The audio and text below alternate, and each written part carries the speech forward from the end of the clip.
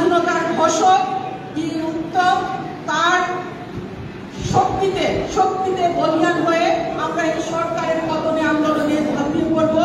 সেই মন মানসিকতা নিয়ে আমরা ইনশাআল্লাহ আমাদেরকে গুছিয়ে রাখবো। এইটুকুই আমাদের চাওয়া। ধন্যবাদ সবাইকে। আসসালামু আলাইকুম। বাংলাদেশ জিন্দাবাদ। ধন্যবাদ। আমাদের মাঝে উপস্থিত আছেন সিলেট জেলা যুবদলের অন্যতম নেতা জাহিদ হাসান, আমিনুল ইসলাম আমির, সেলিম আহমদ সেলুর এবং মিজান আহমদ। আমি তাদেরকে ধন্যবাদ জানাচ্ছি। সংক্ষিপ্ত বক্তব্য রাখার জন্য অনুরোধ জানাচ্ছি আজকের এই সময় জাতীয়তাবাদী শিক্ষক পরিষদের অন্যতম নেতা শাহজালাল বিজ্ঞান বিশ্ববিদ্যালয়ের প্রফেসর ডক্টর খালেদুর রহমানকে তার সংক্ষিপ্ত বক্তব্য রাখার জন্য অনুরোধ জানাচ্ছি। খালেদুর রহমান।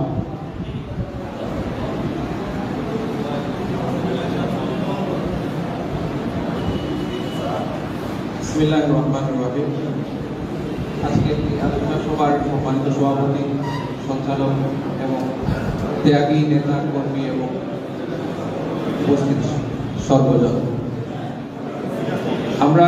আমি ব্যক্তিগতভাবে শিক্ষক মানুষ, পেশাজীবী। বাংলাদেশের ইতিহাসে কোনো পেশাজীবী তার নিজের জীবনকে বাজি রেখে সর্বপ্রথম বাংলাদেশের সম্মুখে এসেছিলেন, মানুষের সম্মুখে নিজেকে উপস্থাপন করেছিলেন যখন পাকিস্তানের এমন এক সরকার দেশ চালাচ্ছিল, যার হাতে বাহিনী ছিল, যার হাতে দেশ বিদেশের নানান শক্তির সমর্থন ছিল। কিন্তু জিয়াউর রহমান এমন এক সময় মানুষের সামনে এসে নিজেকে উপস্থাপন করেছিলেন যখন স্বাধীনতার জন্য বাংলাদেশের প্রায় শতভাগ মানুষ উন্মুখ হয়েছিল যে কেউ একজন দিক নির্দেশনা দেবে। প্রেসিডেন্ট জিয়াউর রহমান সেই সময় তার নিজের পেশাগত দায়িত্ব থেকে এবং দেশপ্রেমিকতা থেকে আমাদের সামনে এসে উপস্থিত হন এবং যার পরিপ্রেক্ষিতে স্বাধীনতা সংগ্রাম সংগঠিত হয় এবং পরবর্তীতে বাংলাদেশ স্বাধীনতা লাভ করে। বর্তমানের যে অবস্থা কম বেশ একই রকমের, এখানে নানান বাহিনী এবং দেশ বিদেশের নানান শক্তি নানানভাবে উৎসাহ যোগাচ্ছে। আবার জনগণ কি চায় তার প্রতিফলন ওইভাবে ঘটার কোনো সুযোগই নেই। অর্থনীতি এবং শিক্ষা খাত খুবই যা অগণতান্ত্রিক এবং জনগণের ম্যান্ডেটবিহীন নানা রকমের অবস্থান থাকলে যা হয় তাই হচ্ছে। বিশেষ করে আমরা শিক্ষক হিসেবে যেটা দেখতেছি, শিক্ষার মান খুবই দ্রুত নেমে যাচ্ছে। আমার শিক্ষকতা জীবনে প্রায় 20 বছর, সেখানে যা দেখতেছি সেটা আপনাদেরকে এই সংক্ষিপ্ত পরিসরে বর্ণনা দিতে পারবো না। তবে এটুকু আশা রাখি যে জনগণের আকাঙ্ক্ষা প্রতিফলিত হবে, আজ হোক কাল হোক, এবং আমাদের দেশ প্রকৃত সার্বভৌমত্ব নিয়ে দেশ উন্নয়নের দিকে এগিয়ে যাবে। এই বলে আমি আমার সংক্ষিপ্ত বক্তব্য এখানে শেষ করলাম। আসসালামু আলাইকুম। ধন্যবাদ ডক্টর খালেদুর রহমান। আজকের এই সভায় আলোচনা করার জন্য অনুরোধ জানাচ্ছি শাহজালাল বিজ্ঞান এবং প্রযুক্তি বিশ্ববিদ্যালয়ের প্রফেসর ডক্টর শাহ মোহাম্মদ আতিকুল হককে তার আলোচনা সভা তার মূল্যবান আলোচনা করার জন্য অনুরোধ জানাচ্ছি।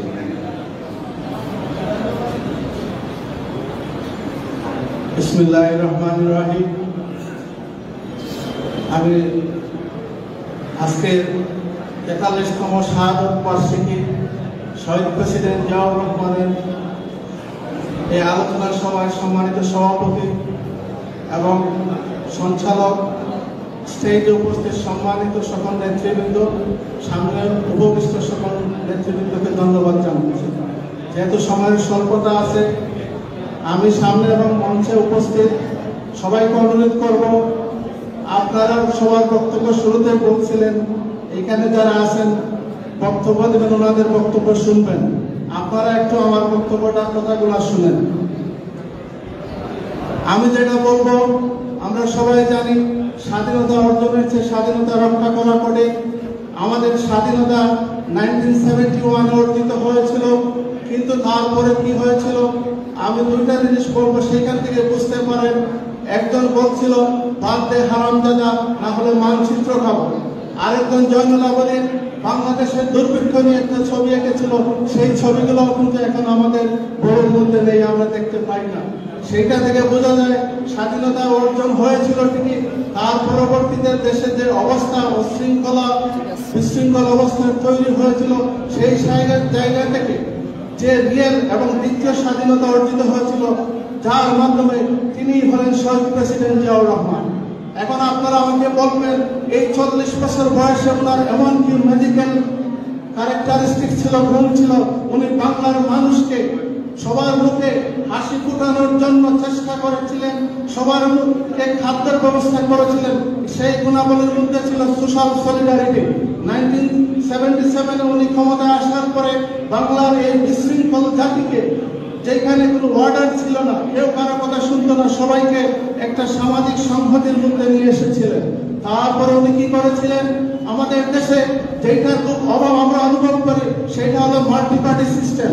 এই মাল্টি পার্টি সিস্টেমকে বাংলাদেশে উনি ইনস্টল করেছিলেন জোরালোভাবে। আরেকটা উদাহরণ ছিল ভূমিকা, যেটা আমাদের ফুড সিকিউরিটির সমস্যা ছিল, খাদ্যের অভাব ছিল, মানুষ অনাহারে ছিল, সেটার থেকে উত্তরণের জন্য উনি ইরিগেশন সিস্টেম চালু করেছিলেন, যাতে আমাদের খাদ্যের স্বয়ংসম্পূর্ণতা আসে। আর আরেকটা বড় জিনিস, যারা মিডিয়া ভাইয়েরা আছেন আপনাদের জানাও দরকার, আমরা সবারই জানা দরকার, উনি যেটা করেছিলেন ফ্রিডম অফ স্পিচ এবং ফ্রিডম অফ প্রেস, এইটা উনি বাংলাদেশে যথাযথ শক্তিশালীভাবে এটা বাংলাদেশে ইনস্টল করেছিলেন। তারই নাম হলো শহীদ প্রেসিডেন্ট জিয়াউর রহমান। আমি শেষ কথাটা আমি আপনাদেরকে বলবো, সেটা হলো আমাদের দেশের মানুষ এখন হাংরি ফর ডেমোক্রেসি। বাংলাদেশের জনগণ এখন hungry for democracy. They want to select their leaders who will serve for them. So আমি যেটা বলি, আমাদের ভারপ্রাপ্ত চেয়ারম্যান জনাব তারেক রহমান এবং ওনার সহধর্মিণী, ওনাদের মাধ্যমে বাংলাদেশের জনগণের মুখে মুখে যে বাণী, যেটা গণতন্ত্র ফিরিয়ে দেয়, না হলে মানচিত্র পাবো, সেইটার বাস্তবায়ন আমাদের ভারপ্রাপ্ত চেয়ারম্যান এবং ওনার সহধর্মিণী জুবাইদা খান এবং এইখানে আমাদের বাংলাদেশের সকল পেশাজীবীর, সকল অঙ্গ সংগঠনের নেতৃবৃন্দদের সহযোগিতা এবং আবার সামাজিক সংহতির মাধ্যমে বাংলাদেশের প্রতিষ্ঠা হবে, সেই আশা রেখে উপস্থিত সবাইকে ধন্যবাদ দিয়ে আমি আমার বক্তব্য শেষ করছি। ধন্যবাদ। আসসালামু আলাইকুম। ধন্যবাদ ডক্টর শাহ মোহাম্মদ আতিকুল্লাহ তার মূল্যবান বক্তব্যের জন্য। আমাদের মাঝে উপস্থিত হয়েছেন জাতীয়তাবাদী দল বিএনপি চেয়ারপারসনের উপদেষ্টা, সিলেটের জননন্দিত সাবেক মেয়র জননেতা জনাব আরিফুল চৌধুরী আমাদের মাঝে উপস্থিত হয়েছেন। উপস্থিত হয়েছেন সিলেট জেলা বিএনপির সংগ্রামী সহসভাপতি এবং জাতীয়তাবাদী কৃষক দলের আহ্বায়ক শহীদ আহমদ চেয়ারম্যান সহ আরো অনেক নেতৃবৃন্দ, সিলেট গোলাপগঞ্জ পৌর বিএনপির সংগ্রামী সাংগঠনিক সম্পাদক দুলাল আহমদ সহ আরো অনেক নেতৃবৃন্দ উপস্থিত হয়েছেন। বিয়ানীবাজার উপজেলা বিএনপির অন্যতম নেতা সাইফুর রহমান সহ আরো অনেক নেতৃবৃন্দ উপস্থিত হয়েছেন, আমরা তাদেরকে স্বাগত জানাচ্ছি। প্রিয় নেতৃবৃন্দ, উপস্থিত আছেন সিলেট জেলা বিএনপির অন্যতম উপদেষ্টা, সদর উপজেলার বিএনপির অন্যতম নেতা জনাব রফিকুল ইসলাম সহ আরো অনেক নেতৃবৃন্দ। আমরা পর্যায়ক্রমে তাদের নাম ঘোষণা করব। সংক্ষিপ্ত বক্তব্য রাখার জন্য অনুরোধ জানাচ্ছি আজকের সভার অন্যতম আলোচক, জাতীয়তাবাদী সম্মিলিত পেশাজীবী পরিষদের সংগ্রামী সদস্য সচিব, সিলেট জেলা বিএনপির অন্যতম উপদেষ্টা ডক্টর শাহনওয়াজ চৌধুরীকে তার মূল্যবান সংক্ষিপ্ত আলোচনায় অংশগ্রহণ করার জন্য অনুরোধ জানাচ্ছি, বিনীত অনুরোধ জানাচ্ছি।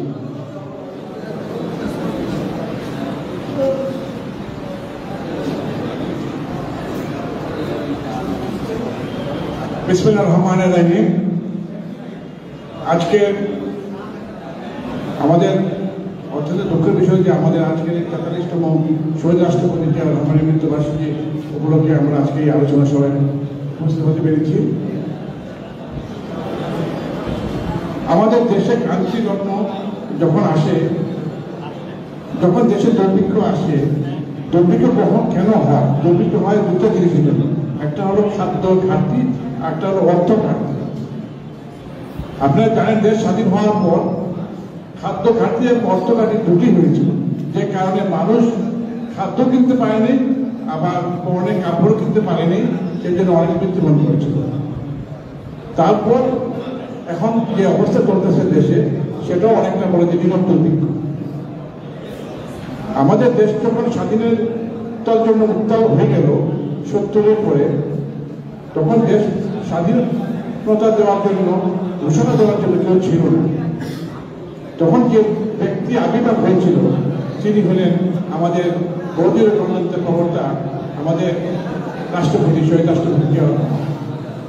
তারপর যখন আবার দেশের ক্রান্তি লগ্ন হলো, তখন সিপাহী জনতা ওনাকে উদ্ধার করে নিয়ে আসলো এবং মসজিদে বসালো। আপনারা জানেন চাল ছিল 10 টাকা, সেই 77 সালে চাল হয়ে গেল 4 টাকা। সারা দেশের ধান শুরু হয়ে গেল, উন্নতি হয়ে গেল। তারপর আবার সেই স্বৈরাচার সরকার এরশাদ আসলো। এরশাদ আসার পর দুর্নীতি চারিদিকে হয়ে গেল, চারিদিকে গণ আন্দোলন শুরু হয়ে গেল।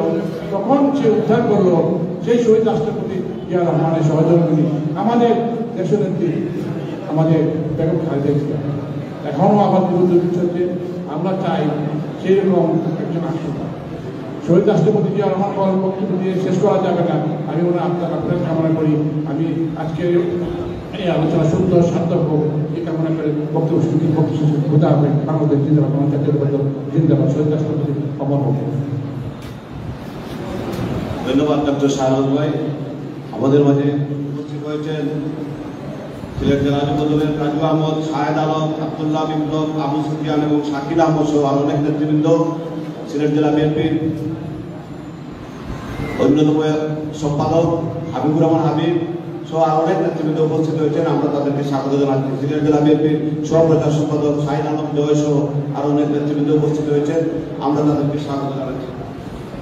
আজকের এই আলোচনায় সংক্ষিপ্তভাবে অংশগ্রহণ করার জন্য আমি বিনীত অনুরোধ জানাচ্ছি doctor association of Bangladesh Sylhet জেলা শাখার সংগ্রামী সভাপতি এবং সিলেট মহানগর বিএনপির সাবেক যুগ্ম আহ্বায়ক জনাব ডাক্তার নজরুল ইসলামকে তার আলোচনায় অংশগ্রহণ করার জন্য বিনীত অনুরোধ জানাচ্ছি। ডাক্তার নজরুল ইসলাম।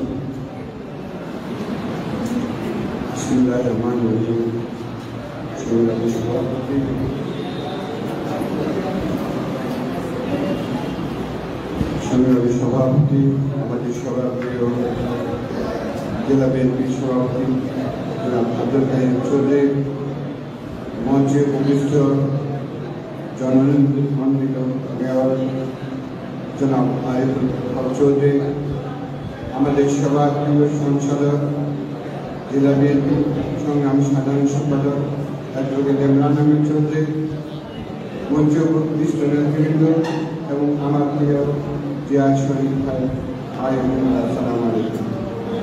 আজকে সময় সংক্ষিপ্ত, বেশি কিছু বলার সুযোগ নেই। আমি যেটা বলতে চাই সেটা হচ্ছে শহীদ রাষ্ট্রপতি জিয়া রহমানের সবচেয়ে বড় যে গুণ ছিল সেটা হচ্ছে সঠিক সময়ে সঠিক সিদ্ধান্ত গ্রহণ করা। তার কর্মদক্ষতা, তার ইমানি শক্তি, তার সাহস, তার বুদ্ধিদীপ্ততা, এই সব মিলে কিন্তু শহীদ জিয়া সবচেয়ে উপরে তার দেশকে আমাদেরকে আজ পর্যন্ত এই দেশকে রক্ষা করতে সবাইকে একত্রিত করে রেখেছে। আপনারা জানেন ৭১-এর মুক্তিযুদ্ধ ঘোষণার প্রাককালে যখন ৭.৫ কোটি মানুষ দেশের হারাত ছিল, ঠিক তখনই কিন্তু উনি সবার পক্ষে, এই দেশের মানুষের পক্ষে ডিক্লেয়ার করেছেন, I president Ziaur Rahman hereby declare the president of Bangladesh. ওই সময় কিন্তু অনেক নেতা ছিলেন যারা এই দেশ ত্যাগ করে অন্য দেশে আশ্রয় গ্রহণ করেছেন, কিন্তু জিয়াউর রহমান সেটা করেন। ঠিক আজকে ঠিক এই মুহূর্তে আমরা যে অবস্থানে আছি, আমাদের যে কাজটি করা দরকার সেটা হচ্ছে আমাদের দেশকে রক্ষা করা দরকার। আমাদের দেশ রক্ষা করতে হলে আমাদের যেটা করতে হবে যে আমাদেরকে ঐক্যবদ্ধ থাকতে হবে এবং আমাদের মাঠে থাকতে হবে। এই দেশ আমাদের সবার, এই দেশের স্বাধীনতা রক্ষা করা আমাদের দায়িত্ব, আমাদের ইমানি দায়িত্ব। তাই আমি আপনাদের সবাইকে বলবো, যত নির্যাতনই আসুক, সব নির্যাতনকে আমরা সবাই মিলে পার করে সব জুলুম নির্যাতনকে স্বীকার করেও আমরা আমাদের দেশকে রক্ষা করবো ইনশাআল্লাহ। এইটুকু আশাকে ব্যাখ্যা করে আমার বক্তব্য শেষ করে প্রাক্কালে শহীদ রাষ্ট্রপতি জিয়াউর রহমানের আমাদের সবার মা দেশনেত্রী বেগম খালেদা জিয়ার সুস্থতা কামনা করছি এবং নির্বাসিত আমাদের নেতা জনাব তারেক রহমানের অসুস্থতা কামনা করছি এবং তিনি যাতে আগামী দিনে আমাদেরকে নেতৃত্ব দিতে পারেন মহান আল্লাহর কাছে সেই প্রার্থনা করে আমি আমার বক্তব্য শেষ করছি। আল্লাহ হাফেজ। বাংলাদেশ জিন্দাবাদ। ধন্যবাদ ডাক্তার নজরুল ভাই তার মূল্যবান বক্তব্য রাখার জন্য। সংক্ষিপ্ত আজকের এই আলোচনা সভায় সংক্ষিপ্তভাবে আলোচনায় অংশগ্রহণ করার জন্য আমি বিনীত অনুরোধ জানাচ্ছি জাতীয়তাবাদী দল সিলেট জেলা শাখার সংগ্রামী সিনিয়র সহসভাপতি সিলেট কোর্টের বিজ্ঞ আইনজীবী প্রবীণ বিএনপি নেতা অ্যাডভোকেট আশিকুদ্দিন আসুদকে তার সংক্ষিপ্ত আলোচনায় অংশগ্রহণ করার জন্য বিনীত অনুরোধ জানাচ্ছি। অ্যাডভোকেট আশিকুদ্দিন আসুদ।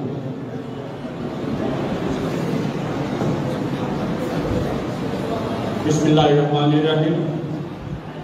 আমার প্রিয় নেতা শহীদ রাষ্ট্রপতি জিয়াউর রহমানের ৪৩তম শহীদ শাহাদত বার্ষিকী উপলক্ষে আজকের এই আলোচনা সভার সংগ্রামী সভাপতি জেলা বিএনপির সংগ্রামী সভাপতি জনাব আব্দুল কাইয়ুম চৌধুরী, মঞ্চে উপবিষ্ট মাননীয় চেয়ারপারসনের উপদেষ্টা জনাব আরিফুল হক চৌধুরী, মঞ্চে উপবিষ্ট শিক্ষাবিদ রাজনীতির নেতৃবৃন্দ এবং আমার সামনে নেতৃবৃন্দ কর্মী সমর্থক ভাইরা, আসসালামু আলাইকুম।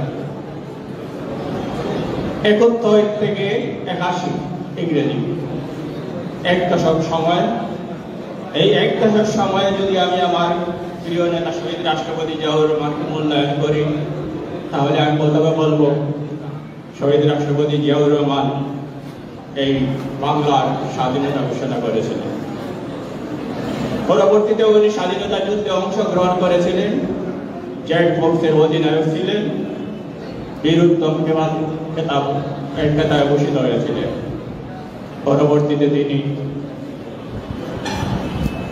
সেনাবাহিনীর প্রধান হয়েছিলেন এবং রাষ্ট্রপতি, এদেশের রাষ্ট্রপতি হয়েছিলেন এবং যে জিনিসটি আমাদেরকে উনি উপহার দিয়েছিলেন, আজকের যারা আমরা বিএনপি কর্মী বলে গর্ব করি, সেই বিএনপির প্রতিষ্ঠাতা শহীদ জিয়াউর রহমান।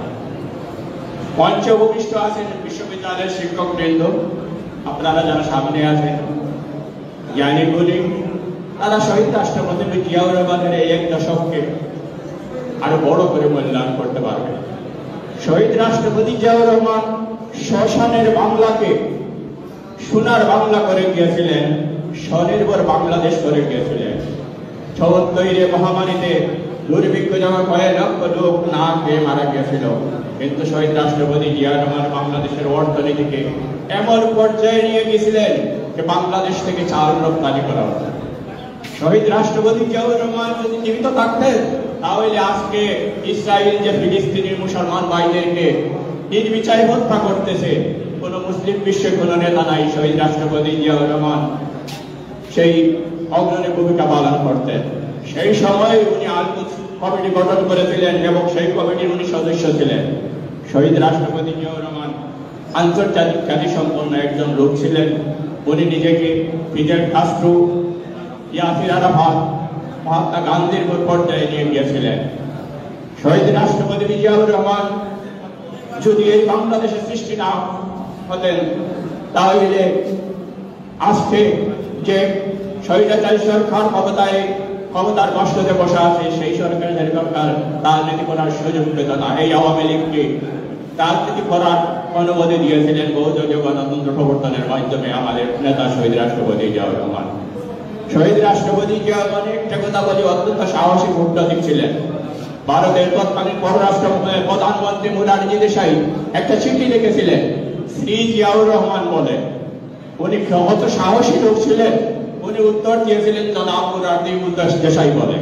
আজকে বর্ডারে শত শত লোক, নিরীহ লোককে গুলি করে হত্যা করা হয়েছে, কিন্তু প্রতিবাদ করার সাহস কেউ দেখাতে পারে না।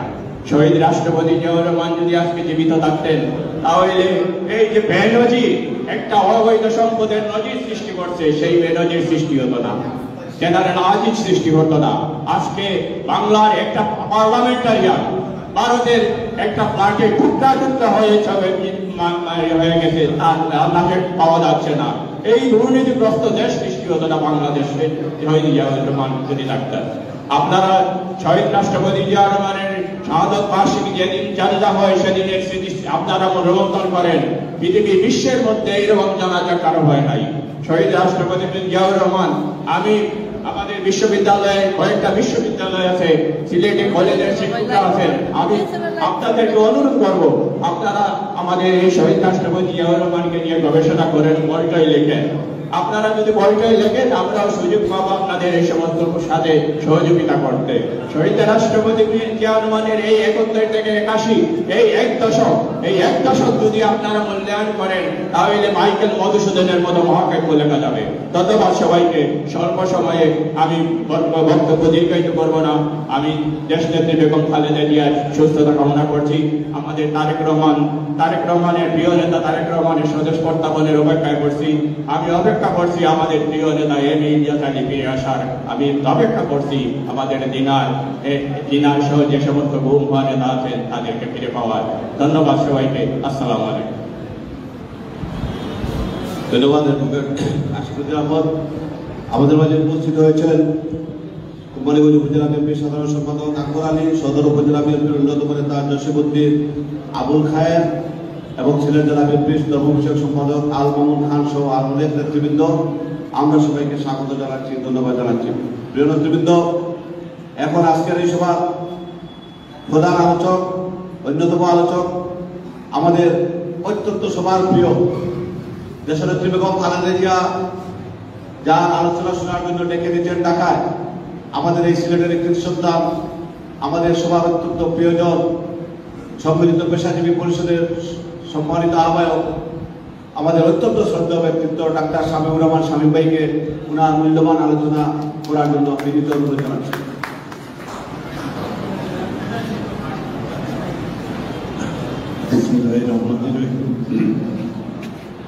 আজকের অনুষ্ঠানের প্রিয় সভাপতি জনাব আব্দুল কাইম চৌধুরী, মঞ্চে উপবিষ্ট আছেন চেয়ারপারসনের উপদেষ্টা জনাব আরিফুল হক চৌধুরী,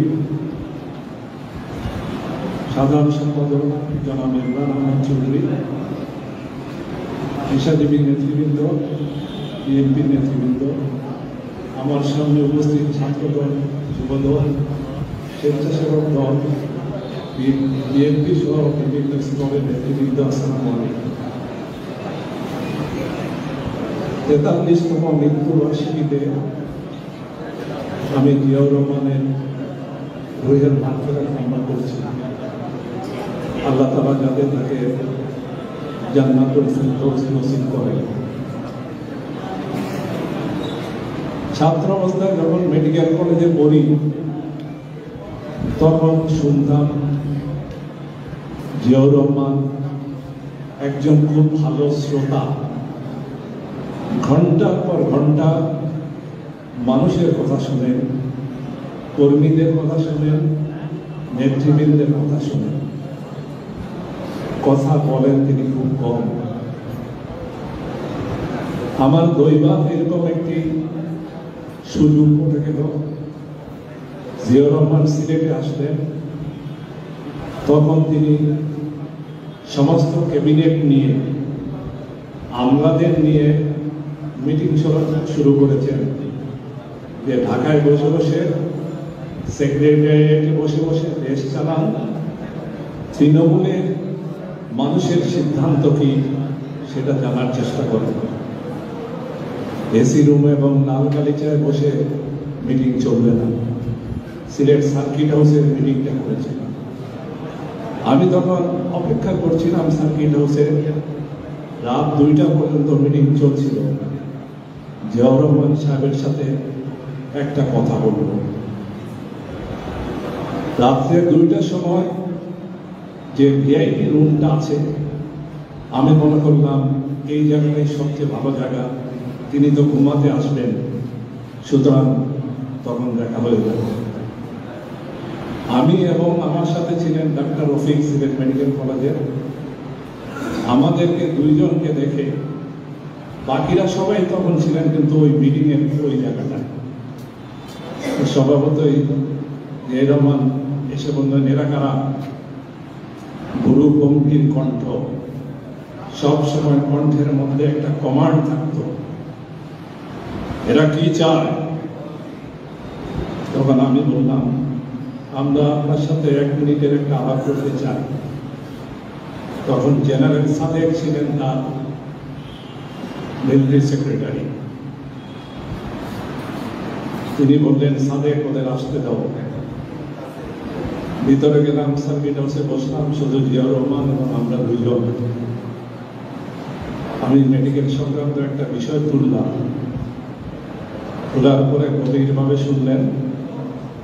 একটা কথা বলছিলেন তখন, আমি যেটা চাই তোমাদের প্রফেসররা তো সেটা চায় না। সেই সময়কার প্রফেসর যারা ছিলেন তারা খুব সংকুচন নীতিতে বিশ্বাস করতেন, এক্সপানশনে তারা বিশ্বাস করতেন। অবশ্যই এখন এই ধারণা পরিবর্তন করেছে। আমরা তো চলে আসলাম, জেনারেল সাদেককে তিনি বললেন, এটা নোট করো। পরবর্তীকালে দেখলাম বছর ঘুরে মেডিকেলের সেই সিদ্ধান্তটা চলে আসলো প্রেসিডেন্টের কাছে। কথাটা এই কারণে বললাম যে একজন সাধারণ মানুষের কথা জিয়াউর রহমান এরকম শুনতেন, সেটা ভালো হলে তিনি রাষ্ট্রীয় জীবনে সেটা ইমপ্লিমেন্ট করতেন। এভাবে তিনি হেলিকপ্টারে ঘুরে ঘুরে ঘুরে ঘুরে সারা বাংলাদেশ ঘুরে বেড়াতেন। হঠাৎ করে নেমে পড়তেন কোনো একটা মাঠে, ধান ক্ষেতের মাঠে নেমে ওই কৃষকদের সাথে আলাপ করতেন। তৃণমূলের মানুষের কাছ থেকে তিনি শুনতেন সমস্যাটা কি, সমাধানটা তাদের মুখ থেকে শুনে এভাবে অনেক সমাধান তিনি করেছেন। যেমন উলছি প্রকল্প, যেমন বরেন্দ্রভূমি প্রকল্প, এগুলি এবং খাল খনন প্রকল্প মানুষের কাছ থেকে শুনে তিনি এই প্রকল্প নিয়েছেন। কোনো বুদ্ধিজীবী, কোনো বিশেষজ্ঞ কাছ থেকে নেননি। এই খাল খনন কর্মসূচি থেকেই 1,80,000 একর জমি সেদিন ফসলের আবাদ করার সুযোগ এসেছে। যে রাষ্ট্র 74 সালে একটা বিরাট দুর্ভিক্ষ, হাজার হাজার লাখ লাখ মানুষ রাস্তায় মারা গেছে, সেগুলো নীরব সাক্ষী আমিও ছিলাম। ঢাকাতে পড়তাম, ঢাকার আইডিয়াল হাই স্কুলে এবং কলেজ জীবন ছিল ঢাকা কলেজ। সেখানে মানুষের মৃতদেহ দেখেছি রাস্তায় পড়ে আছে, লঙ্গরখানা খুলে হয়েছে। সেই রাষ্ট্রটিকে মাত্র 2-3 বছরের মাথায় খাদ্য একটু উদ্বৃত্ত একটা রাষ্ট্রে পরিণত করেছিলেন এবং 1,80,000 একর জমি সেই সময় সেই খাল খননের জন্য এসছে এবং চাল রপ্তানি হয়েছিল ঘানায় চাল রপ্তানি হয়েছিল, নেপালেও কিছুটা চাল রপ্তানি হয়েছিল। এভাবে তিনি রাষ্ট্র পরিচালনা করেছিলেন। আজকের শাসক দল তারা জিয়াউর রহমানের স্মৃতিকে মুছতে ফেলেছে। তারা জিয়াউর রহমানের লাশ সরানোর পরিকল্পনা করেছিল। যারা জাদুঘর থেকে জিয়াউর রহমানের বীরত্তমের মেডেলটি সরিয়ে ফেলেছে, যারা জিয়া ইন্টারন্যাশনাল বিমানবন্দরের নাম পরিবর্তন করেছে, যারা জিয়া উদ্যানের নাম পরিবর্তন করেছে, তারা ভেবেছে জিয়াউর রহমানের স্মৃতি এদেশের মানুষ থেকে মুছে ফেললেই জিয়ার রাজনীতি বন্ধ হয়ে যাবে। তারা ভুল ধারণা করেছে। আজকে এই 15 বছরে জিয়াকে তারা বলেছে পাকিস্তানের চর, জিয়াকে তারা একজন খলনায়ক হিসেবে উপস্থাপিত করেছে। আজকের এই দিনে টেকনাফ থেকে তেঁতুলিয়া, সুন্দরবন থেকে জাফলংকে কি জিয়ার মৃত্যু দিবস পালিত হচ্ছে না? তার রুহের মাগফিরাত কি কামনা করছে না? সম্ভব হবে না। রাশিয়ায় যেমন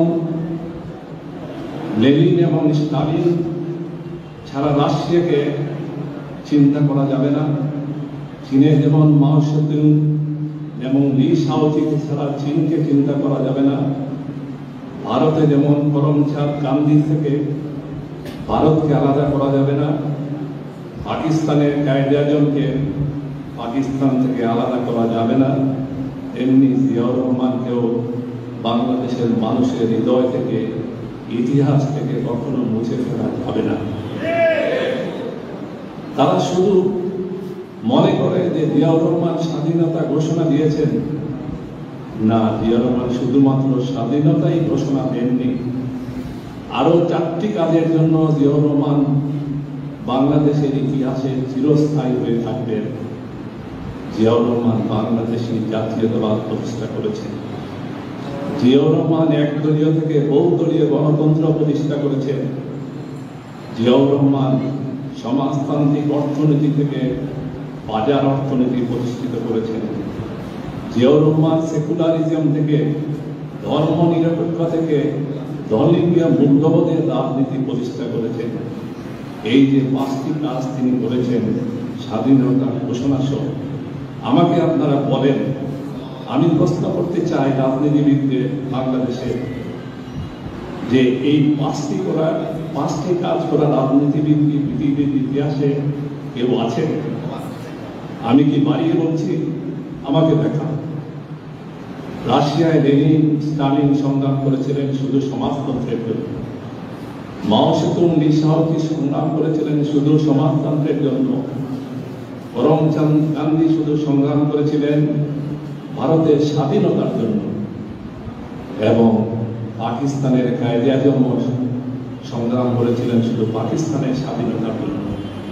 1টি কাজ তারা করেছেন, আর জিয়াউর রহমান 5টি কাজ করেছেন।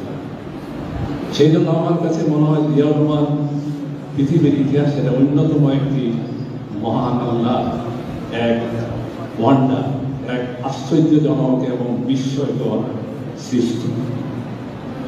আজকে জিয়াউর রহমানকে ভোলা, ইতিহাস থেকে তার নাম মুছে ফেলা কখনো সম্ভব নয়।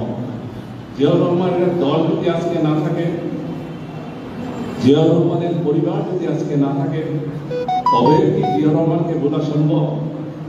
তবেও সম্ভব হবে না ইতিহাস থেকে জিয়াউর রহমানকে মুছে দেওয়া। আজকের রাজনীতি থেকে জিয়াউর রহমান প্রাসঙ্গিক না। আজকে যে সরকারটি ক্ষমতায় আছে, সেই সরকার জিয়ার অনুসৃত নীতির খোলসটা তারা ধরে রেখেছে, কিন্তু এর অন্তর্নিহিত আদর্শটাকে তারা ছেড়ে দিয়েছে। রাষ্ট্র কি পরিচালিত হচ্ছে না জিয়ার অনুসৃত নীতি থেকে, খোলস নীতি থেকে? পারবে কি এরা 75-এর পূর্বে যে একদলীয় অবস্থা আছে, সেই বহুদলীয় গণতন্ত্র থেকে 75-এর পূর্বে চলে যেতে একদলীয় ব্যবস্থা? পারবে কি এরা বাংলাদেশি জাতীয়তাবাদ থাকতে 75-এর পূর্বে ছিল বাঙালি জাতীয়তাবাদ, সেটির দিকে রওনা হতে?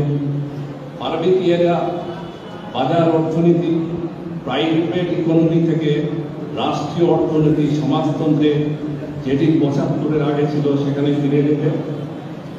পারবে কি তারা ধর্মীয় মূল্যবোধের রাজনীতি থেকে 75-এর পূর্বে যে সেকুলার পলিটিক্স আছে সেই পলিটিক্সে ফিরে দিতে? হিম্মত যদি থাকে, আমি সরকারকে বলে ঘোষণা দেখ, এগুলি করুক, তারপরে দেখুন বাংলাদেশের মানুষের অবস্থা কি। তিনি যদি বিস্ময়কর সৃষ্টি নাই হতেন, তাহলে প্রেসিডেন্ট বিজ্ঞান কেন তার মৃত্যুর পরে বলে এ ভেরি উইজডম এবং a very wisdom leader of the world in international affairs? কেন কুইন এলিজাবেথ ব্রিটেনের বলে he has rightly recognized the problems of Bangladesh, যে বাংলাদেশের একমাত্র তিনি বাংলাদেশের সমস্যা বুঝতে পেরেছিলেন? কেন ইন্দিরা গান্ধী, যিনি জিয়ার ক্ষমতা আরোহণের পথটাকে সুনজরে দেখেননি, সেই ইন্দিরা গান্ধী তার মৃত্যুর পরে বলেছিলেন এ ভিশনারি স্টেটসম্যান, অর্থাৎ একজন দূরদর্শী রাজনীতিবিদ। চীনের প্রেসিডেন্ট, যিনি পাকিস্তান, নেপাল এবং ইন্ডিয়া সফরে ছিলেন, সেই চীনের তৎকালীন প্রধানমন্ত্রী জিয়াউদ্দিন উনি ফিরে এসেছিলেন, তার সফর সংযুক্ত করে ঢাকা এয়ারপোর্টে নামলেন এবং নেমে তার দেখা গেল তার আর্মের মধ্যে বাহুর মধ্যে একটা কালো ব্যাজ পরা।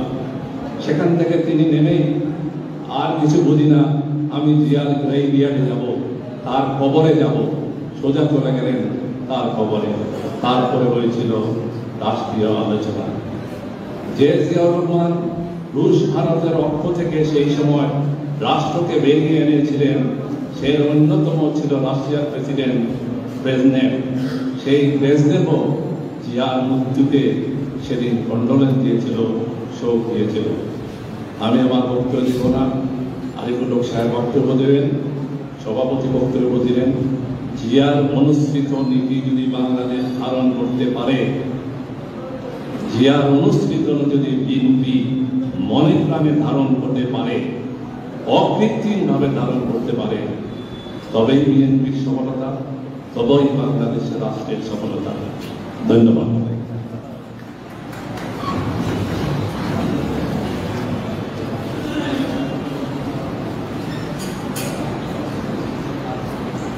ধন্যবাদ আমাদের প্রধান আলোচক ডাক্তার শামীমুর রহমান শামীম ভাই। অত্যন্ত চমৎকার ভাষায় আমাদের নেতা শহীদ জিয়ার যে জীবন কাহিনীটি বলে গেলেন। আমাদের এই প্রজন্মের কাছে সেটা অনেক কিছু শিকার আছে, আমরা তাদের কাছ থেকে শিখব। একটি কথা বলতে চাই, শহীদ জিয়াউর রহমান বাংলাদেশের শুধু স্বাধীনতা যুদ্ধের ঘোষক নয়, এই বাংলাদেশের স্বাধীনতা যুদ্ধে নেতৃত্ব দিয়েছিলেন এই আওয়ামী লীগ সরকার। শহীদ জিয়াউর রহমানের সবকিছু মুছে দিল, একটা বিষয় তারা বুঝতে পারে না, সেটা হচ্ছে বাংলাদেশি জাতীয়তাবাদ। যে জাতীয়তাবাদের জনক ছিলেন আমাদের প্রধানতা শহীদ জিয়াউর রহমান। বাংলাদেশি জাতীয়তাবাদ সংবিধান থেকে তারা বুঝতে পারে নাই।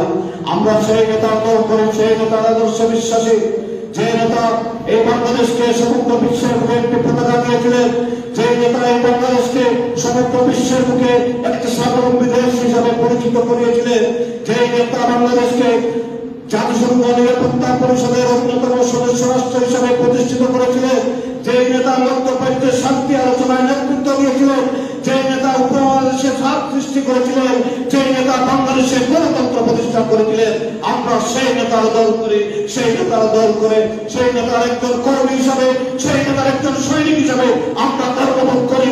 আমরা যত জীবন আমাদের শরীরে রক্ত থাকবে, ততদিন আমরা শহীদ জিয়ার আদর্শ থেকে বিচ্যুত হব না। এদেশের মানুষের মনে যেভাবে শহীদ জিয়ার নাম মিশে গেছে, এই সরকারের এই স্বৈর শাসনের কোন স্তম্ভ নাই, আমাদের নেতার নাম শহীদ জিয়ার নাম বাংলাদেশের জনগণকে হৃদয় থেকে বুঝতে পারবে না। সেই শপথ আজকে নিচ্ছি। পাশাপাশি আজকের শহীদ জিয়ার শাহাদত বার্ষিকীতে আমাদের নেত্রী বেগম খালেদা জিয়ার মুক্তি ছাড়া, আমাদের নেতা, আমাদের বাংলাদেশের ভবিষ্যৎ রাষ্ট্রনায়ক তারেক রহমানকে দেশে ফিরিয়ে এনে এদেশের রাষ্ট্রভার গ্রহণ করে আমরা যাতে এদেশের মানুষকে সুখ সমৃদ্ধি এবং অর্থনৈতিক উন্নয়ন করতে পারে, সেই শপথ ব্যক্ত করছি আজকের এই আলোচনা সভায়, আজকের এই শহীদ জিয়ার ৪৩তম শাহাদত বার্ষিকীর আলোচনা সভায়। সবাইকে ধন্যবাদ। প্রিয়বৃন্দ, আমাদের মাঝে উপস্থিত হতেন সিলেট জেলা যুবদলের সংগ্রামী সাধারণ সম্পাদক, কেন্দ্রীয় সংসদের সহ সাধারণ সম্পাদক মহসুদ আহমদ, জাতীয়তাবাদী স্বেচ্ছাসেবক দলের জেলা শাখার অন্যতম নেতা আব্দুল রহমান সহ আরো অনেক নেতৃবৃন্দ উপস্থিত আছেন। সবাইকে ধন্যবাদ। এখন আপনাদের সম্মুখে বক্তব্য রাখবেন আজকের এই আলোচনা সভার প্রধান অতিথি বাংলাদেশ জাতীয়তাবাদী দল বিএনপি চেয়ারপারসনের উপদেষ্টা, সিলেটের জননন্দিত মেয়র জননেতা জনাব আরিফুল হক চৌধুরী আজকের সভার প্রধান অতিথি হিসাবে বক্তব্য রাখার জন্য বিনীত অনুরোধ জানাচ্ছি।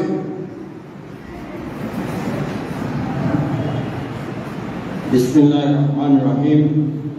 বাংলাদেশ জাতীয়তাবাদী দল সিলেট জেলা শাখা কর্তৃক আয়োজিত আজকে শহীদ রাষ্ট্রপতি জিয়াউর রহমানের ৪৩তম শাহাদত বার্ষিকী আলোচনা সভার সম্মানিত সভাপতি সিলেট জেলা বিএনপির সভাপতি জনাব আব্দুল কাইয়ুম চৌধুরী, এখানে উপস্থিত জেলা বিএনপি এবং যুবদল, ছাত্রদল, শ্রমিক দল, স্বেচ্ছাসেবক দল, কৃষক দল এবং আমাদের পেশাজীবী সংগঠনের নেতৃবৃন্দ, সবাইকে আমার ব্যক্তিগত পক্ষ থেকে এবং বিএনপির পক্ষ থেকে আপনাদেরকে স্বাগত শুভেচ্ছা।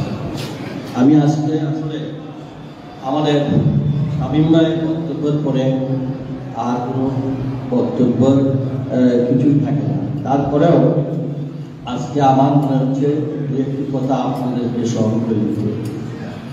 জিয়াউর রহমান আজ থেকে 43 বছর আগে আমাদের ছেড়ে লাল ফেরার দেশে চলে গেছে, কিন্তু এই সিলেটে স্বাধীনতার ঘোষণা থেকে শুরু করার পর থেকে তিনি রাষ্ট্রের দায়িত্ব নেওয়ার পরেও এবং যুদ্ধকালীন সময়ে এই সিলেটকে তিনি সর্বাধিকভাবে অগ্রাধিকার দিয়েছেন।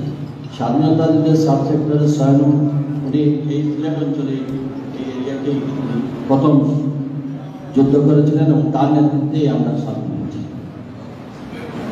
দ্বিতীয়ত, তার জিয়াউর রহমানের সময় এই সিলেটে, যেটা আমাদের সাংবাদিক বলেছিলেন, প্রথম ক্যাবিনেট এখানে হয়েছিল, প্রথম গ্রাম সরকারের সমাবেশ এই সিলেটের ডাক বাংলায় হয়েছিল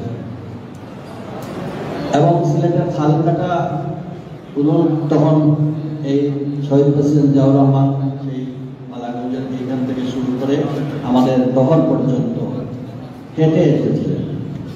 আমার মনে আছে শামসুলুদ্দা সাহেব তখন মানুষ ছিলেন, হাঁটতে পারেন নাই, উনি ক্যাপ্টেন হালিম এর সাহায্য নিয়ে উনি চলে গেছেন।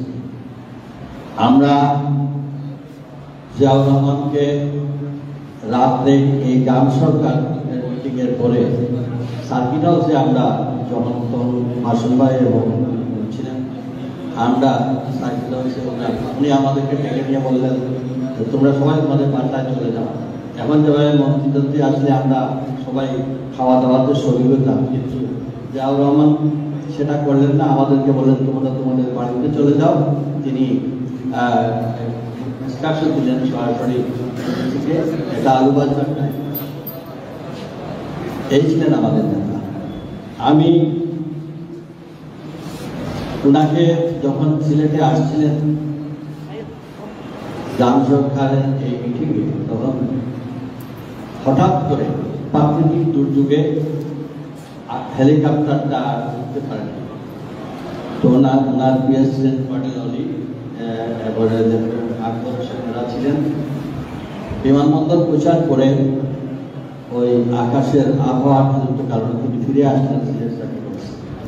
তখন মাজার জিয়ারত এমনি উনি করে গেলেন, মাজার জিয়ারত করেন নাই বলে ওনার মনে একটা দাম যে উনি মাজার জিয়ারত করে নেয়, এর জন্য হয়তো ওনার দেওয়া হয়। উনি সাধারণ সাহেবের মাজার এবং সাধারণ সাহেবের মাজার একমাত্র উনি এবং ওনার সমিতি কাউকে এলাও করে নেয়। উনি নীরবে তিনি সেখানে এসে নামাজ আদায় করে পরের দিন সকালে সিলেট ছাড়েন।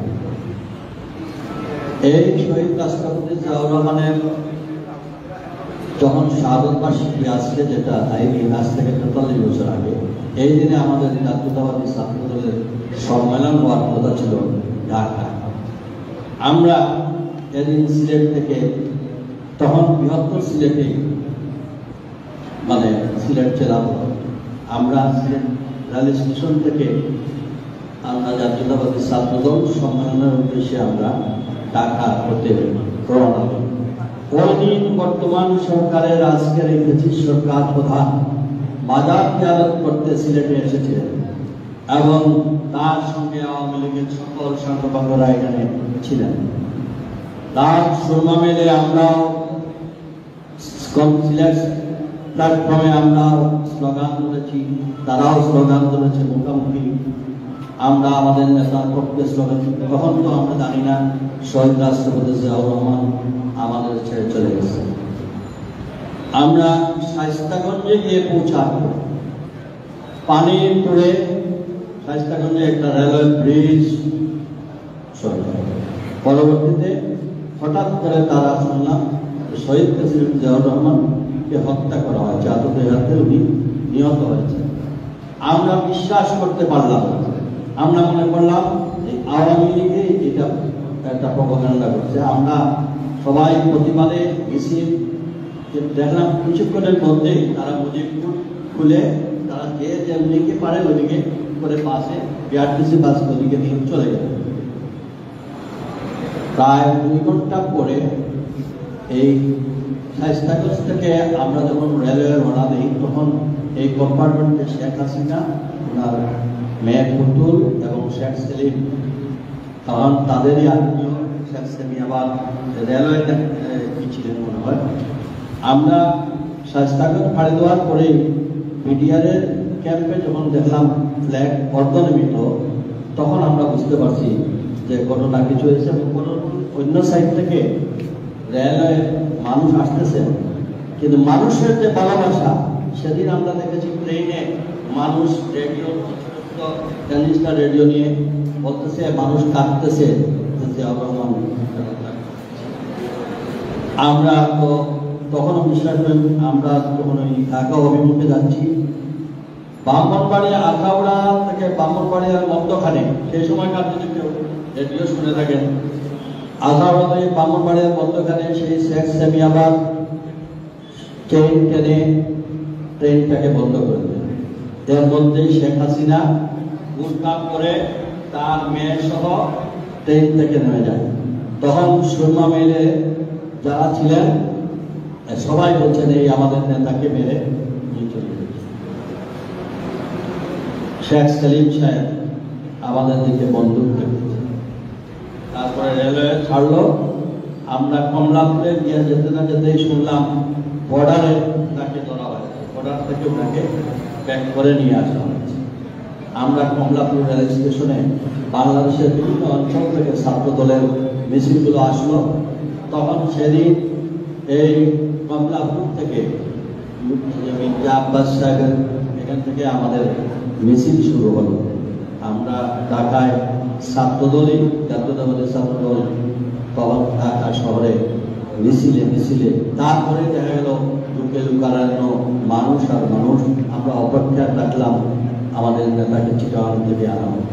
যাই হোক, অনেক কিছুই আমাদের শহীদ রাষ্ট্রপতি জিয়াউর রহমানের জীবন সম্পর্কে আলোচনা করে, এবং যদি আমি রাজনৈতিকভাবে ওনার দায়িত্বভার গ্রহণের পর থেকে এই যাবৎ পর্যন্ত যদি কোনো উন্নয়ন হয়ে থাকে, শহীদ রাষ্ট্রপতি জিয়াউর রহমানই সমাজ থেকে শুরু করে খালেদা জিয়ার আমল পর্যন্ত যা উন্নয়ন হয়েছে, আজকে পর্যন্ত এই সরকার আমাদের সরকারের তুলনামূলক আলোচনা করলে তার সিকিমারও করতে পারে নাই, ব্যর্থ হয়েছে, সকল ক্ষেত্রে ব্যর্থ হয়েছে।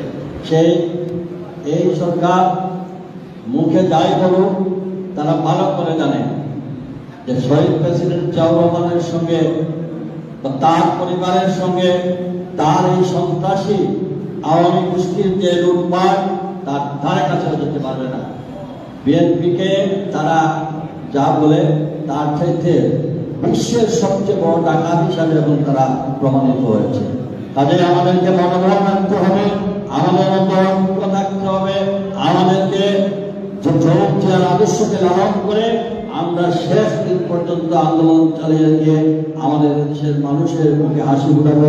আমাদের নেতা জনাব তারেক রহমানের নেতৃত্বে চলমান আন্দোলন রয়েছে, সেই আন্দোলনে আরো সক্রিয়ভাবে অংশগ্রহণ করে আমরা আমাদের এই দেশের জনগণের হাসি ফুটাবো, সেই প্রত্যাশা রেখে শহীদ জিয়াউর রহমান আজকে আমাদের মধ্যে নেই, তার মাগফিরাত কামনা করি। এত বড় জনতা বাংলাদেশে কেন অন্য বিশ্বের কোথাও এত বড় জানাজা হয় নাই, যিনি শুধু বাংলাদেশে নয়, এই ওয়াইসি সৃষ্টিকারী অন্যতম নেতা ছিলেন এই জিয়াউর রহমান, মুসলিম উম্মার নেতা ছিলেন শহীদ প্রেসিডেন্ট জিয়াউর রহমান। আমরা গর্ব করে বলতে পারি সেই ইয়াসির আরাফাত থেকে শুরু করে সেদিন সকলে জিয়াউর রহমানের মৃত্যুতে তারা ভেঙে পড়ে গেছিলেন। আসুন আমরা সকল কিছু ভেদাভেদ ভুলে গিয়ে জাতীয়তাবাদী দলের নেতা ভারপ্রাপ্ত চেয়ারম্যানের নেতৃত্বে আমরা আন্দোলন সংগ্রামের মধ্য দিয়ে আমরা আমাদের দলটাকে শক্তিশালী এবং সংগঠিত করে তুলি। আল্লাহ আমাদের সহায় হন, শহীদ রাষ্ট্রপতি জিয়াউর রহমানকে আল্লাহ জান্নাতবাসী করেন এবং তার সুসংগঠিত পরিবারের প্রতি গভীর সমবেদনা। আমাদের নেত্রী দেশনেত্রী বেগম খালেদা জিয়ার মুক্তির দাবি করছি, তার সুস্থতার দাবি করছি, তার পুত্র কখন আল্লাহ তাআলা যেন জান্নাতবাসী করেন এবং জনাব তারেক রহমান আমাদের মধ্যে যেন ফিরে আসেন, সেই প্রত্যাশা থেকে আমি আমার বক্তব্য শেষ করছি। আল্লাহ হাফেজ। ধন্যবাদ। আজকে আমাদের মাঝে উপস্থিত রয়েছেন সর্বশেষ হল জেলা বিএনপির এনায়েতুর রহমান, ওয়াজি মোহাম্মদ কায়সার এবং নাজারুল্লাহ মুন্না সহ আরো অনেক নেতৃবৃন্দ, সবার নাম বলতে পারি নাই, ছুটি বিচ্ছুটি হলে আমি ক্ষমা প্রার্থী। সবাইকে ধন্যবাদ। আলোচনা সভা শেষ পর্যায়ে বক্তব্য রাখবেন আজকের এই আলোচনা সভার সংগ্রামী সভাপতি, সিলেট জেলা বিএনপির নবনির্বাচিত সভাপতি ডক্টর আমাদের সবার প্রিয় চৌধুরী, জনাব আব্দুল কাইয়ুম চৌধুরী।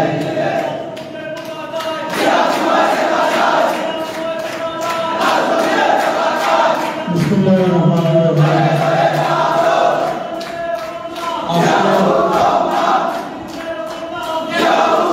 আমাদের শহীদ রাষ্ট্রপতি জিয়াউর রহমান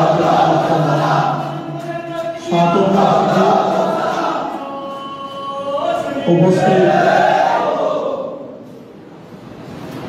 আমাদের দলের চেয়ারপারসনের অন্যতম উপদেষ্টা, সিলেটের বারবার নির্বাচিত মেয়র জনাব আরিফুল হক চৌধুরী, উপস্থিত আজকের স্মৃতিচারণমূলক আলোচনা সভার মুখ্য আলোচক, পেশাজীবী পরিষদের সভাপতি, অনর্বশী বক্তা অধ্যাপক ডাক্তার শামীমুর রহমান, আমাদের দলের সিনিয়র সহসভাপতি অ্যাডভোকেট আশিকুর রহমান এবং এই আলোচনা সভা সঞ্চালক জেলা বিএনপির নির্বাচিত সাধারণ সম্পাদক, ছাত্র দলের সাবেক সভাপতি, কেন্দ্রীয় ছাত্র দলের সহসভাপতি অনুজ প্রতীক, অ্যাডভোকেট ইমরান আহমদ চৌধুরী, মঞ্চে উপস্থিত জেলা বিএনপির সহসভাপতি বৃন্দ, যুগ্ম সম্পাদক বৃন্দ এবং সামনে উপস্থিত জেলা বিএনপির বিভিন্ন পর্যায়ের নেতৃবৃন্দ, জাতীয়তাবাদী যুব দল, স্বেচ্ছাসেবক দল, ছাত্র দল, শ্রমিক দল, সভাপতি, সাধারণ সম্পাদক বৃন্দ, জেলা এবং মহানগরের বিভিন্ন পর্যায়ের নেতৃবৃন্দ, সকলকে সিলেট জেলা বিএনপির পক্ষ থেকে অভিনন্দন। আজকের এই স্বাগত বার্ষিকীর আলোচনা সভায় আপনারা অংশগ্রহণ করার জন্য বক্তব্য আমরা শুনেছি, মুখ্য আলোচকের কাছ থেকে শুনেছি আমাদের শাহজালাল বিশ্ববিদ্যালয়ের দুইজন অধ্যাপক ডক্টর আতিক এবং ডক্টর খালেদের কাছ থেকে, আমরা শুনেছি শামীমুর রহমানের কাছ থেকে। আমার তেমন কোনো বক্তব্য নেই, কারণ সময় স্বল্পতা। আমরা দুর্গা মসজিদে একটি দোয়া মাহফিলের আয়োজন করেছি এবং সেই দোয়া মাহফিল শেষ করে আমরা বন্যার্ত মানুষের পাশে যাব। সিলেটের অর্ধেকাংশ আজকে পানিতে নিমজ্জিত। যেই দল জিয়াউর রহমান প্রতিষ্ঠা করেছিলেন মানুষের কল্যাণের জন্য, সেই দলের কর্মী হিসাবে আমরা তো ঘরে বসে থাকতে পারি নাই, যদিও এই দেশের সরকার লুটপাট নিয়ে ব্যস্ত, কিন্তু মানুষের কল্যাণে তাদের কোনো কর্মসূচি বা কর্মকাণ্ড আমরা দেখিনি। আমি খুবই সংক্ষিপ্ত আকারে, আমরা সৌভাগ্যবান সিলেটি হিসাবে দু একটি কথা বলতে চাই। শহীদ রাষ্ট্রপতি জিয়াউর রহমান, আমাদের মুখ্য আলোচক বলেছেন যে অন্য অন্য রাষ্ট্রনায়করা হয়তো তার জীবদ্দশায় একটি কাজ করেছে, তার দেশকে স্বাধীনতা দিয়েছে অথবা তার দেশে সংস্কার করে তার নীতি আদর্শ বাস্তবায়ন করে মানুষের জন্য কাজ করেছে, কিন্তু শহীদ রাষ্ট্রপতি জিয়াউর রহমান এই দেশের মানুষের জন্য 5টি কাজ করেছেন। শহীদ রাষ্ট্রপতি জিয়াউর রহমানের জীবন আদর্শ যদি আমরা পর্যালোচনা করি, তাহলে প্রত্যেকটা ধাপে উনি যে কাজগুলো করেছেন, এই কাজের উপরে আমরা বিশাল রিসার্চ করতে পারি। বিশাল বিশাল অনেক খণ্ড প্রবন্ধ লেখা যাবে, যেমনি ভাবে তিনি সৈনিক জিয়া হিসাবে কি কাজ করেছেন, 65 যুদ্ধ থেকে শুরু করে 71-এর মুক্তিযুদ্ধ, শহীদ জিয়া কিভাবে রাজনৈতিক নেতারা ব্যর্থ হওয়ার পরে জাতিকে দিক নির্দেশনা দিয়েছেন মুক্তিযুদ্ধের ঘোষণার মধ্য দিয়ে, সেইগুলো যদি আমরা পর্যালোচনা করি, আমরা যদি পর্যালোচনা করি 75-এ যখন এই দেশে একটি স্বাধীনতাপ্রাপ্ত দেশে যেভাবে কু পাল্টা কু করে আওয়ামী লীগের একটি অংশ আরেকটি অংশকে হত্যার মধ্য দিয়ে যে রাজনীতি শুরু করেছিল 15ই আগস্ট, সেই সময় জাতিকে এই সৈনিক এবং সাধারণ মানুষের উচ্ছ্বাস এবং প্রচেষ্টার কারণে শহীদ রাষ্ট্রপতি জিয়াউর রহমান মুক্ত হয়ে মানুষের ম্যান্ডেট নিয়ে কিভাবে দেশ পরিচালনা করেছেন। দেশ পরিচালনা এসে তার অর্থনীতি, তার পররাষ্ট্রনীতি, তার রাষ্ট্রীয় যে সকল কর্মকাণ্ড তিনি করেছেন, যে কয়েকদিন বেশি ছিলেন, প্রত্যেকটি বিষয়ের উপরে বিশাল বিশাল বক্তব্য এবং অনুকরণীয় অনেক দৃষ্টান্ত এই দেশবাসীর জন্য রেখেছেন। যদিও সমালোচকরা তার এই সমস্ত দৃষ্টান্ত তারা গ্রহণ করে না, কিন্তু এদেশের মানুষ তা বিশ্বাস করে, আর বিশ্বাস করে বলেই বাংলাদেশে যতবার গণতান্ত্রিক ভাবে একজন মানুষ তার ম্যান্ডেট দিতে পেরেছে, একজন মানুষ তার পছন্দের প্রার্থী নির্বাচিত করার ক্ষমতা পেয়েছে, ততবারই বাংলাদেশ জাতীয়তাবাদী দল, শহীদ জিয়ার দল, বেগম খালেদা জিয়ার দল, তারেক রহমানের দল এই দেশে রাষ্ট্রীয় ক্ষমতায় অধিষ্ঠিত হয়েছে।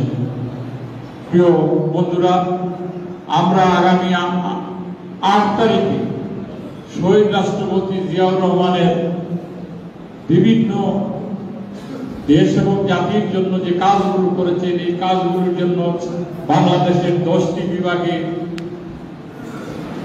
একটি বড় বড় সমাবেশ থেকে সেমিনার টাইপের যে বিভাগীয় সেমিনার গুলো হবে, এটা এখনো প্রাথমিক পর্যায়ে আমরা কাজকর্ম চলছে। আশা রাখি সেই 8 তারিখে আপনারা অংশগ্রহণ করবেন, শুনতে পাবেন। এইখানে অনেক শামীম ভাইয়ের মতো অনেক আলোচকরা থাকবেন যে স্বাস্থ্য খাতে জিয়াউর রহমান কি অবদান রেখেছেন তার উপরে সেমিনার হবে। আমরা সিলেটের সৌভাগ্যবান, যে কথা আমি বলছিলাম, শহীদ রাষ্ট্রপতি জিয়াউর রহমানের রণাঙ্গনে মুক্তিযুদ্ধের নেতৃত্ব দিয়েছেন সিলেট অঞ্চলে। তিনি জেড ফোর্সের অধিনায়ক হিসাবে বাংলাদেশ 16 তারিখ স্বাধীনতা লাভ করলেও শহীদ জিয়া নেতৃত্বে সিলেট অঞ্চল 15ই ডিসেম্বর আমরা শত্রুমুক্ত হয়েছিলাম। বর্তমান ফ্যাসিস্ট সরকার অনেক গল্প কাহিনী বলে শহীদ রাষ্ট্রপতি জিয়াউর রহমান সম্পর্কে এবং আমাদের নেত্রী বেগম খালেদা জিয়া সম্পর্কে। আমি মনোরঞ্জন একজন আর্মি অফিসার, অনেকেই নাম শুনতে পারেন, নাম হচ্ছে কর্নেল সাফাত জামিল। কর্নেল সাফাত জামিল মুক্তিযোদ্ধা জিয়াউর রহমানের জেড ফোর্সের অফিসার ছিলেন। স্বাধীনতা পরবর্তী সময়ে তিনি ঢাকা ক্যান্টনমেন্ট স্টেশন কমান্ডার ছিলেন। আর একটা মুক্তিযুদ্ধের উপরে বই যদি কেউ পড়েন দেখবেন, সেখানে তিনি বলছেন, অর্থাৎ সাফাত জামিল বলছেন, উনি কিন্তু আওয়ামী মনোনয়ন অফিসার, তিনি বলছেন তার জবানিতে শহীদ রাষ্ট্রপতি জিয়াউর রহমান যখন যুদ্ধ শেষ করে ঢাকায় আসলেন, বন্দী অবস্থায় ম্যাডাম খালেদা জিয়া যখন মুক্ত হলেন, তাদের সাক্ষাৎ হয় এবং সাফাত জামিলকে প্রথম দিন দেখে জিয়াউর রহমান বলেছিলেন, যেহেতু সাফাত জামিল তখন স্টেশন কমান্ডার এবং আর্মিতে স্টেশন কমান্ডাররা ক্যান্টনমেন্টের সব দায়িত্ব পালন করে, যে আমি সিলেটে যাব, আমার জন্য এবং ম্যাডাম খালেদা জিয়ার জন্য 2টি বিমানের টিকিট সংগ্রহ করো, সকালে যাব বিকালে ফিরবো। আমি যেতে চাই মুক্তিযুদ্ধের প্রথম শহীদ চট্টগ্রাম ক্যান্টনমেন্টে আরেক সিলেটি শহীদ হয়েছিলেন, যার নাম হয়তো অনেক সময় আলোচনায় আসে না, আর এই সারিতে যারা বসা আছেন তারা জানেন, colonel MR Chowdhury. Colonel MR Chowdhury ছিলেন গোলাপগঞ্জের অধিবাসী, ঢাকা দক্ষিণের অধিবাসী। তিনি প্রথম শহীদ হয়েছিলেন এবং কর্নেল এমআর চৌধুরী শহীদের পরবর্তীতে জিয়াউর রহমান রিপোর্ট করেন এবং ক্যান্টনমেন্ট থেকে উনি বাংলাদেশি সৈনিক। এমআর চৌধুরীর পরিবারের সাথে মিট করব আমি, আমার যাওয়ার ব্যবস্থা করব। এই কথাটা আমি এই যে ইতিহাসের কথাটা বলার কারণ হচ্ছে সেই তারিখটি ছিল জানুয়ারি মাসের প্রথম সপ্তাহ। জিয়াউর রহমান এবং ম্যাডামকে যুদ্ধের পরবর্তী সময়ে তাদের মধ্যে যে মনোমালিন্য হয়েছে সেটা নির্মাণ করে দিয়েছে। এখন শহীদ এবং ম্যাডাম যদি সিলেট পর্যন্ত সফর করে থাকেন, একজন মুক্তিযোদ্ধা, শহীদ মুক্তিযোদ্ধা, প্রথম মুক্তি শহীদকে তার পরিবারের সাথে মিট করার জন্য, তাহলে 10ই জানুয়ারিতে শেখ মুজিবুর রহমান সাহেব কিভাবে তাদেরকে দুইজনকে মিলমিশ করে দিলেন। তো এইভাবে বাংলাদেশে এই শেখ হাসিনা মিথ্যার বসতি যেভাবে করছেন, মিথ্যা বলতে বলতে বলতে বলতে বলতে বলতে এখন তারা মিথ্যাকে সত্য করার মতো ঘটনা এখন আমরা দেখতে পাই। সুতরাং আমাদের তরুণ সমাজ, বিশেষ করে যারা কলেজ বিশ্ববিদ্যালয়ে এখন যাচ্ছে, তারা হয়তো জিয়া রহমানের ইতিহাস জানে না, ম্যাডাম খালেদা জিয়ার ইতিহাস জানে না, 90-এর গণতান্ত্রিক আন্দোলনের কথা জানে না, কিভাবে 75 সালে সিপাহী জনতার বিপ্লবের মধ্য দিয়ে শহীদ রাষ্ট্রপতি জিয়াউর রহমান এই দেশে এসেছিলেন রাষ্ট্রীয় দায়িত্বভার গ্রহণ করতে, জনগণের ম্যান্ডেট নিয়ে। এই কাহিনীগুলো তারা জানে না। আমার মনে হয় আমাদের সকলের উচিত ওই আরিফুলের মতো যারা রাজনীতিবিদ বা এই সারিতে যারা অনেকে গবেষক আছেন, বিশ্ববিদ্যালয়ের শিক্ষক সহ, তাদের সকলেই আমাদের এই কোমলমতি যে শিশু কিশোর এবং কলেজ বিশ্ববিদ্যালয়ের পড়ুয়া ছাত্রদেরকে এইগুলা কথা বলেন। ইনশাআল্লাহ আমরা এগুলো নিয়ে আমাদের নেতা জনাব তারেক রহমান উদ্যোগ নিয়েছেন। শহীদ রাষ্ট্রপতি জিয়াউর রহমানের জীবন আদর্শ নিয়ে আলোচনা করা, ম্যাডাম খালেদা জিয়ার দীর্ঘ আন্দোলন সংগ্রামের পদযাত্রা কিভাবে তিনি করেছেন সেগুলো নিয়ে। আমরা হয়তো ছাত্র অবস্থায় থেকে শহীদ রাষ্ট্রপতি জিয়াউর রহমানকে একবারে কাছে থেকে স্বামী ভাইয়ের মতো দেখতে পাই নাই, কিন্তু তখন হাই স্কুলের 6ষ্ঠ শ্রেণীর ছাত্র হিসাবে হয়তো জিয়াউর রহমানকে বেঞ্চমঞ্চে গিয়েছিলেন, দূর থেকে দেখেছি। পরবর্তীতে যখন জাতীয়তাবাদী ছাত্র দলের রাজনীতিতে সম্পৃক্ত হওয়ার সুবাদে ম্যাডামকে অত্যন্ত কাছে থেকে দেখার সুযোগ হয়েছে, 90-এর ছাত্র আন্দোলন করার সুযোগ হয়েছে। ইনশাআল্লাহ আগামী দিনগুলোতে আপনাদের সাথে এই বিষয়গুলো নিয়ে আমরা আলাপ করব। আজকের শহীদ রাষ্ট্রপতি জিয়াউর রহমানের 43তম শাহাদত বার্ষিকীতে আমরা সিলেটবাসী এখন ভয়াবহ একটি বন্যার সম্মুখীন হচ্ছি। আমাদের 3টি উপজেলা ইতিমধ্যে পানিতে নিমজ্জিত, বিশেষ করে জৈন্তাপুর, গোয়াইনঘাট এবং কানাইঘাট।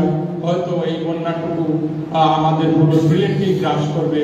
আমরা জকিগঞ্জ 4টা উপজেলা এই পুরো সিলেটকেই গ্রাস করবে। তার কারণ 2022 সালের বন্যার সময় আমরা বলেছিলাম যে এই নদী খনন করা এবং সেই পার্শ্ববর্তী দেশ থেকে বন্যার সময় পানি ছেড়ে দেওয়া, শুষ্ক মৌসুমে পানি আটকানো, এইগুলোর একটা বিহিত ব্যবস্থা করা সরকার করে নাই, হয়তো আমরা সম্মুখীন হচ্ছি। আমাদের জেলা বিএনপির পক্ষ থেকে আহ্বান থাকবে এই 4 উপজেলা এবং ভবিষ্যতে যদি আরো বন্যা কবলিত হয় কোন উপজেলা, এই উপজেলাগুলো বিএনপি এবং সহযোগী সংগঠনের নেতৃবৃন্দ বন্যা প্রভাবিত মানুষের পাশে দাঁড়ানো, তাদেরকে সাহায্য সহযোগিতা করা, তাদের উদ্ধার কার্যে সহযোগিতা করা এবং আজ থেকে উদ্ধার কার্যে যাতে নিয়োজিত হয় সেটা আপনার ব্যবস্থা নেবেন। আমরা জেলা বিএনপির পক্ষ থেকে এই সভা শেষ করে আমরা দরগা শাহজালাল রহমতুল্লাহ মসজিদে দোয়া মাহফিল শেষ করে আমরা জনতাপুরের উদ্দেশ্যে রওনা দেব জেলা বিএনপির নেতৃবৃন্দ। আশা রাখি আগামীতে আপনারা যে কোনো সভা সমাবেশে অংশগ্রহণ করার আহ্বান জানিয়ে আমি আমার